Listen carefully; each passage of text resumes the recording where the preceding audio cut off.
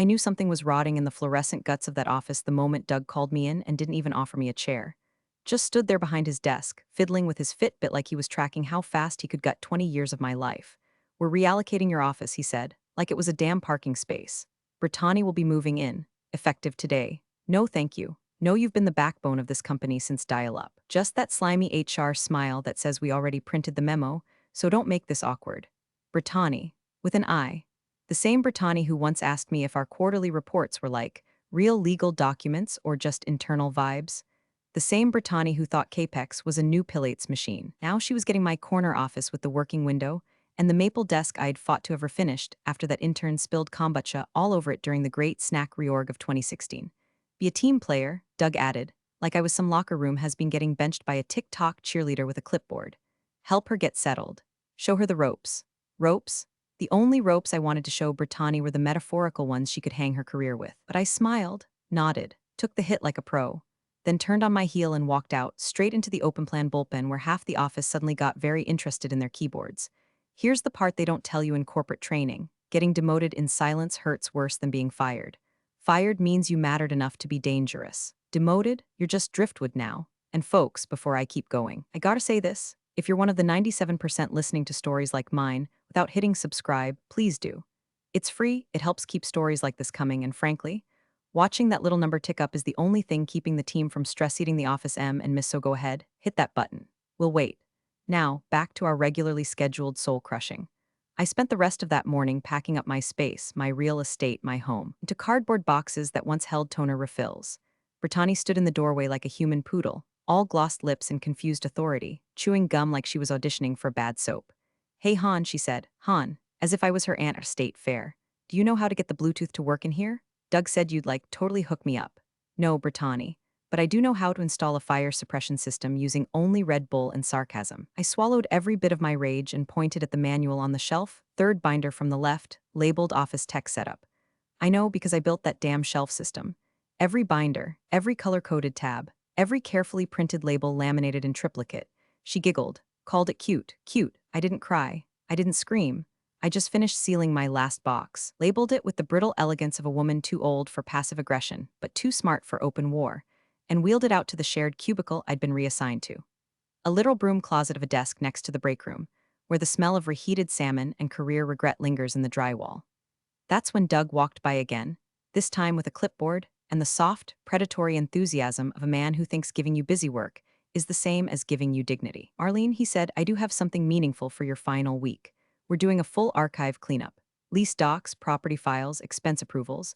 Thought you could help us get it all in order before you go. He said it like a favor. Like scrubbing history clean was a gift. I just nodded, because I've learned that some wars are better won in silence.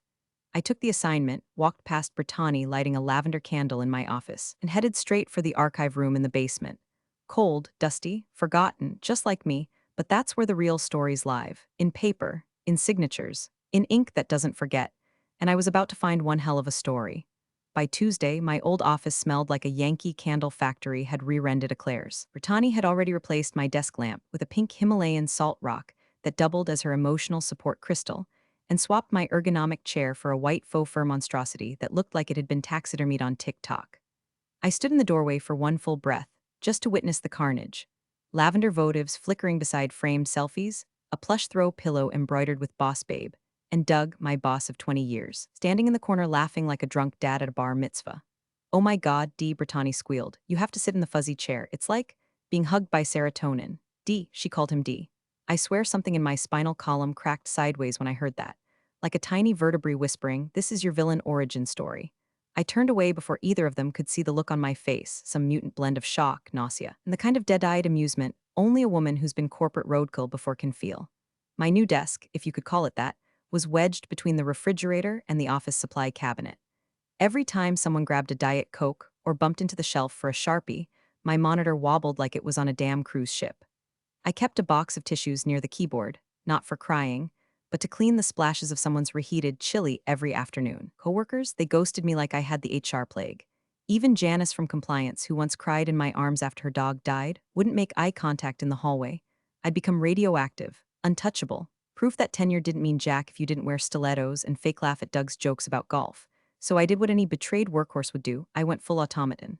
Archives, folders, paper cuts, and paper trails. Every lease file in that dusty hell room got labeled, scanned, logged. I didn't miss a single line. My brain moved like a spreadsheet algorithm with a grudge, but my eyes, they were on the office. I noticed things. How Brittany's mail started arriving in padded envelopes marked confidential. How Doug always locked the office door between 2:15 and 2:45 p.m. And how the intern who used to bring me coffee now ran triple shot lattes to Brittany with a post-it labeled for Queen Bee. I saw all of it, but I didn't react. That's how you lose. You react, they win. Then, Thursday afternoon, something shifted. I was heading upstairs to drop off a box of completed files when I passed the copy room and heard Brittany on the phone. She wasn't using her usual sugar voice either. This was her feral whisper, the kind people use when they know they're toe deep in something messy. I told them it's a maintenance issue, she hissed. No, Doug said to just write it off as hospitality expenses. It's not like I signed anything. Ugh, whatever, just send the guy. It smells like mildew again. I didn't stop, didn't look, just kept walking. But my brain hit rewind like a VHS with a vendetta. Mildew, maintenance, hospitality. Three words that don't belong in a sentence unless you're talking about a seedy motel or something much more. Funded. I delivered the files, nodded at HR, and returned to the archive room. But the air felt different now, electric almost. Like the moment right before a thunderstorm when all the birds shut up and the clouds just wait. I had a feeling, a twitch behind my teeth. Something was off. That's when I decided I'd double-check every lease with Doug's name on it. Not because I was hunting for trouble, oh no. I just wanted to do a thorough job. After all, they said this task was meaningful. Time to treat it like a treasure hunt. Let's see what kind of gold the rats leave behind. There's a rhythm to paper, the sound of contracts sliding free from manila sleeves, the crisp, papery breath of staples giving way under a remover's bite. You work enough years in operations, and files become like people. You can feel which ones are hiding something. And on Friday, just after lunch, I heard it. That strange rustle, like guilt trying to stay flat in a folder it didn't belong in. The cost code caught my eye first, 4589XH, Client Transitional Hospitality. A mouthful of nothing. We didn't use that one anymore. Not since 2017 when finance did a cleanup and anything with transitional got flagged for audit. So why was I looking at a lease renewed this past March, 6 months ago, using a deprecated expense code? I opened the folder. Inside, a full lease agreement signed and initialed by one Douglas E. Whitman, my boss. The lease was for top floor unit at the Marquee at Pine and Vine, a building so upscale their valet wears cufflinks and refers to tenants as residents, not renters. 2 bedrooms, marble everything.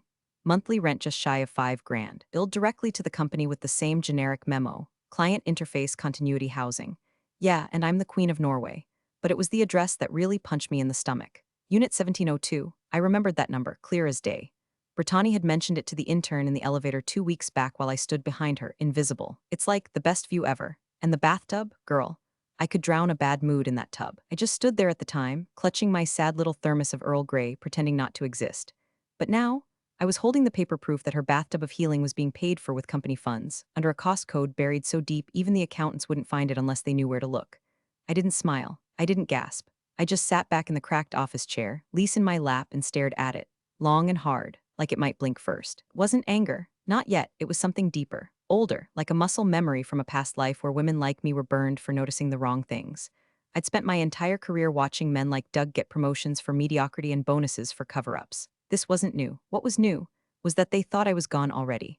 I didn't make a scene, didn't storm his office or slap the lease on Brittany's fuzzy chair. That's not how you win. That's how you get labeled bitter, hysterical, emotional.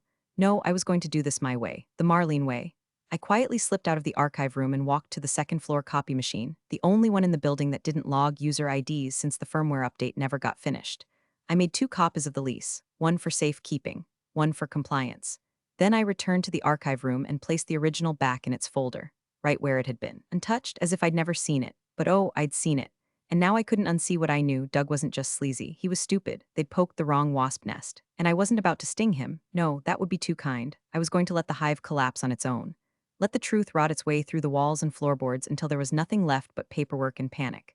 This wasn't revenge. It was closure served chilled, with a side of plausible deniability. I spent the entire weekend in quiet meditation, by which I mean I drank boxed wine and watched true crime reruns until my cat started judging me. But when Monday rolled around, I put on my best slacks, tied my hair into the kind of low bun that screams unbothered executioner, and got to work like it was just another ordinary day of scanning the skeletons in Doug's filing cabinet. The thing about paper trails is, don't lie, people do, emails vanish. Conversations get reworded, but paper, that stuff ages like courtroom evidence, and I had a golden relic right in my hands, the lease. Unit 1702, fully signed, fully renewed under company funds, with Doug's greasy little initials looped in the margins like some corporate Picasso. It practically whispered, blackmail me, but I wasn't after blackmail. That would require contact, negotiation, risk. No. I wanted fallout, pure, undiluted consequence. And if there's one person guaranteed to bring scorched earth fury to a situation, it's a rich suburban wife smelling betrayal on her restoration hardware rug. So I did what every diligent employee is expected to do. I finished compiling the week's archive batch. All the scanned leases, old and new, copies labeled, forms filed. But when I got to the final step, prepping the submission folder for accounting, I slid in everything except the original copy of the Marquee apartment lease. That one got special treatment. I printed one last hard copy, crisp, unmarked. Then I slipped it into one of those thick, cream-colored company envelopes we usually reserved for vendor contracts and anniversary cards. I sealed it like a love letter to karma, wrote Mr. Douglas E. Whitman across the front in neat block letters, and addressed it to his home in Westerville. Same house he bragged about during the company barbecue last summer while showing photos of his koi pond and vintage grill setup. No return address. No name, no note, just the truth, wrapped up like a gift. And before anyone could catch me lingering, I walked it out to the outgoing mail bin by reception. Not the courier box, not the legal tray. Just the simple white bin marked standard mail, where things go to be sorted, stamped, and set free. I stood there for half a second watching the envelope nestled between office supply orders and some HR brochures about mental health in the workplace. Then I dropped it. Thunk, gone, no flourish, no slow motion, just the quiet violence of an administrative act. I didn't need fireworks. I had the US, Postal Service, and a prayer. As I walked back down the hallway, the tension didn't tighten, it unraveled. Slowly, deliciously, like undoing a corset after a long day of pretending not to feel rage. Each step felt lighter, my heels clicking like punctuation marks in a memo nobody saw coming. Because now it was in motion. No confrontation, no emails to trace, just ink and implication. Let the envelope speak. Let the ink do the talking. And let Doug's perfect little koi pond life flip belly up the moment his wife opened the mail and found out what client hospitality really meant. The room smelled like off-brand air freshener and career amnesia. Two beige chairs, one clipboard, and an HR rep who looked like she'd rather be anywhere else. Her name was Elise, or maybe Elaine. I didn't care. She had the look of someone who kept a gratitude journal but forgot to be grateful out loud. So she said, skimming whatever per-written script was stapled to her lap. On behalf of the company, I want to thank you for your contributions over the past 21 years. 22, I corrected, not looking up. She blinked. Right, 22. There was no cake, no slideshow, no awkward speech about how I shaped the culture. Just Elise reading from a checklist like she was prepping me for cremation. Did you feel supported in your role? Any unresolved grievances you'd like to share? I stared at her like she'd asked me to list my favorite infections. Nope, I said. All clear. She nodded, almost relieved. Okay, great. Well, we'll process your final paycheck by Friday, and you'll receive a link to our alumni network. Ah yes, the alumni network. The digital graveyard where former employees share awkward life updates and job listings like divorced cousins at family reunion. I slid a tiny envelope across the table. Inside, my exit documents and a coupon for a smoothie place that went bankrupt last year. I stood, pulled the lanyard over my head, and dropped my badge into the little thank you basket on her desk. It clinked against a few others already buried at the bottom. One of them still had a smiley face sticker on it. I hope whoever it belonged to is somewhere drinking tequila and flipping off the skyline. Doug didn't show up, of course. Too busy, I assumed, or too cowardly. Either way, I didn't miss him. Brittany did, though. As I walked out, she leaned against the doorframe like a cartoon villain's sidekick, sipping a green juice and trying to look unbothered. Bye, Han, she sing-songed. Thanks for, setting me up with everything. You're like such a rock star. I gave her a polite nod. Didn't stop, didn't speak. Because queens don't snarl at jesters, they just ride out on silence. The elevator was empty. Fitting. I watched the floors count down, each ding erasing another scar from that building's drywall memory of me. When the doors opened to the lobby, I stepped into the sun like a woman being reborn into a universe that finally stopped asking her to take notes. And then I turned left, like I always did on bad days, and walked straight to the little cafe on the corner, Mailbox Coffee. Hole-in-the-wall place with crooked art and stiff foam lattes. It had two things going for it, no corporate loyalty posters and a view of the office's front entrance. I ordered a tall latte. No syrup, no smiles, just hot, bitter fuel. Then I took my favorite seat by the window, unzipped the tiny leather journal I'd carried in my tote for years, and flipped it open to a fresh page. The cover said observations, but really it was a ledger. Quiet reckoning of moments people thought I'd forgotten. I wrote one word, delivered. Then I sipped my coffee. Some endings don't need applause, just a clean break and a front row seat for what comes next. I was halfway through my second cinnamon scone when my phone buzzed, one of those little, persistent hums that knows it's carrying something juicy. I glanced down, expecting a spam text or a promotional email offering me 15% off slacks I didn't need. instead, was from Lacey. Lacey, who hadn't texted me in 6 months. Not since she quietly cried in the elevator after getting passed over for that strategic alignment promotion Doug gave to a guy who once called PowerPoint that slideshow thingy. Her message was short, clipped, but pulsing with caffeine-fueled gossip adrenaline. Did you hear? Doug's wife called in a lawyer. Something about misappropriation? I reread it 3 times. Once with confusion, twice with delight. Well, I thought. Looks like the envelope made it past the koi pond. I didn't reply. I didn't need to. That would make me part of the loop. And I had no interest in being part of anything anymore. Instead, I took another sip of my latte and tapped over to my inbox. I wasn't expecting anything, just muscle memory. But buried halfway down in the Updates tab was a forwarded thread with the subject line, Urgent, lease code 4589XH. Clarification needed immediately from an HR assistant I didn't know.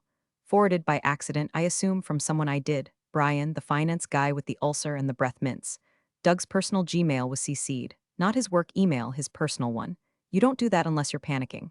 I opened the thread, scanned fast. Phrases jumped out like cockroaches under a kitchen light. Did legal approve this housing arrangement? Was the board aware of this discretionary expense? Need to identify who had signing authority on this renewal. Wife's counsel has formally requested documentation. Possible IRS exposure if role was misrepresented. I sat back in the cafe chair, phone resting in my palm like a loaded slingshot. Doug's name was all over the email chain, highlighted, circled, copied, and panic-pasted. Somewhere between the finance director's frantic questions and HR's vague deflections, it became clear they had no idea where the lease copy came from. Even better, no one was owning up to having sent it. Good. The best trap is the one that springs silently with no one to blame except the rat for stepping in it. The whole thing smelled like fear and fax toner. The email thread ended with a classic doogism. Let's discuss offline. Need to contain this. I chuckled. Contain this. As if it were a puddle. As if his wife's divorce attorney didn't just light the whole damn office carpet on fire.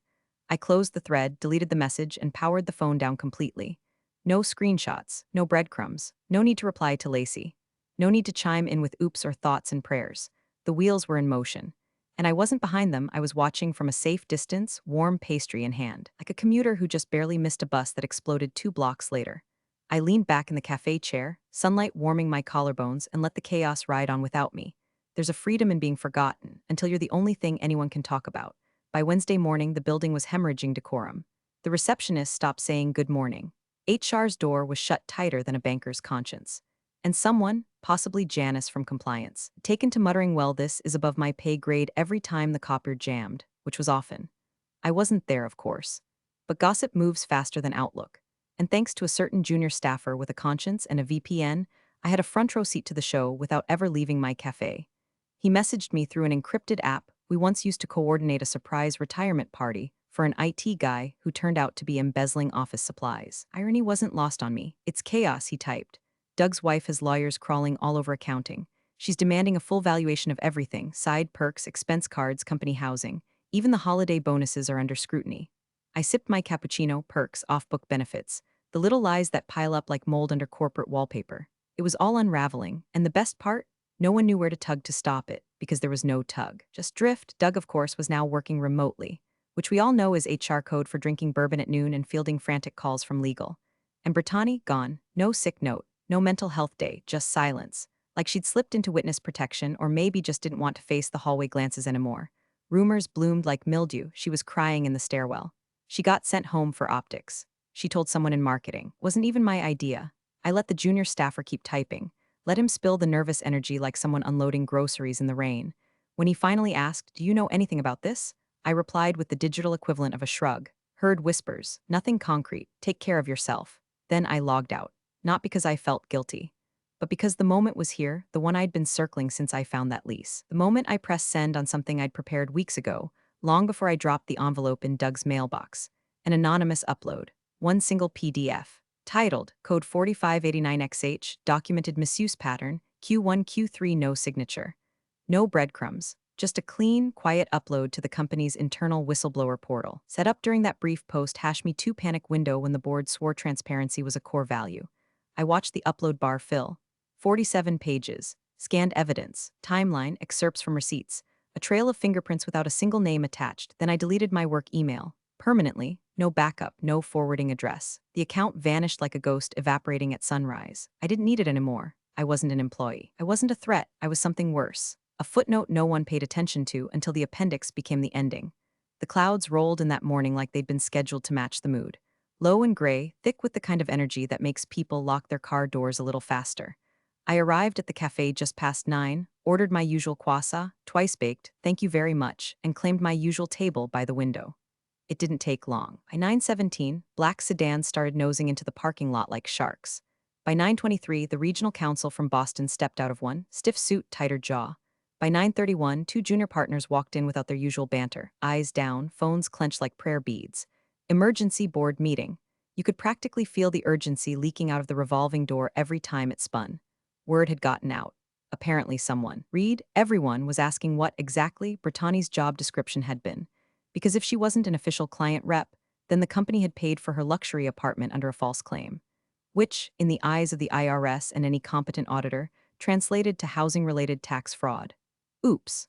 The phrase I heard, according to my favorite little bird still on the inside, was systemic liability. That's when the investors started sniffing the air like wolves catching the scent of rot. And once money gets nervous, things move fast. One of the senior partners, Sharon, I believe, started gently raising the idea of new leadership optics, which is rich, considering Sharon once spent 40 grand of company funds on wellness seminars that mostly consisted of goat yoga and branded hoodies. But still, she smelled blood, and Doug was leaking credibility by the gallon. Inside that boardroom, I imagined legal showing slides. The lease, the cost code, the uploaded PDF from the anonymous whistleblower, maybe even a timeline color-coded for dramatic effect. Someone probably tried to spin it. Doug probably said something like this was an isolated oversight, but outside the narrative was already set. And at 10:06 a.m., I saw it. Doug, my former boss, the man who once said I was too operational to lead, came storming out of the building, red in the face, suit jacket half on, yelling into his phone like someone just canceled his entire personality. He paused at the curb, tried to open the door of a waiting car, fumbled, dropped his phone, swore, and then stood there frozen, as if realizing the ground had shifted and no one was offering him a hand up. I didn't gloat. I didn't even lift my latte, just broke my croissant in half and let the flakes fall onto the wax paper like ash. He didn't see me, of course. No one ever really sees the woman they buried under process documentation and birthday card spreadsheets, not until she turns out to be the architect of their public unraveling. I sat quietly, watching him recede into the gray morning like a failed product launch. Peace, it turns out, doesn't always come with closure. Sometimes it comes with carbs and a window seat. The headlines didn't mention names, but I knew the story was mine. Tech firm executive under scrutiny for misuse of corporate housing funds. Below it, phrases like spousal financial discovery, unauthorized benefits, and the ever-glorious federal inquiry into expense abuse. Doug's wife hadn't just lawyered up, she'd weaponized her wedding ring and gone straight for the jugular. Filed a full discovery request through the divorce court, pulling every company ledger that ever even hinted at the word perk. That meant bonuses, fringe benefits, expense accounts, and yes, discretionary housing. Brittany didn't stand a chance. She was subpoenaed 2 days later, showed up in business casual in a panic sweat, claiming she was a freelance consultant with a flexible retainer. The court asked for contracts. She had none. The IRS took an interest, they always do, once the scent of untaxed income wafts through their inboxes. Word spread internally that Doug had stepped down to focus on personal matters. Classic PR spin for the board, handed him a box and a non-disclosure agreement the size of War and Peace. He's probably already trying to line up a podcast or consulting gig, but every Google search of his name now shows the same headline in bold: corporate funds misused in executive secret affair. I kept quiet, stayed in my lane, my cafe, my window seat. I let the city move around me like white noise, horns, footsteps, the low hum of a world that never asked where I went when I left. And then about a month later it arrived. No postmark, no return address, just a small envelope slipped beneath my apartment door. Inside, a note card, handwritten, careful strokes, smelled faintly of bergamot and old ambition. You were always better than how they treated you. Thank you, signed with a simple first initial. One of the board members, I'd wager. Someone who watched it all from behind the curtain and finally found their voice too late. I didn't cry, didn't smile.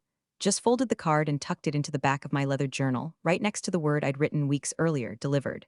Then I opened my laptop, typed 5 words into the search bar, start your own consulting firm, hit enter.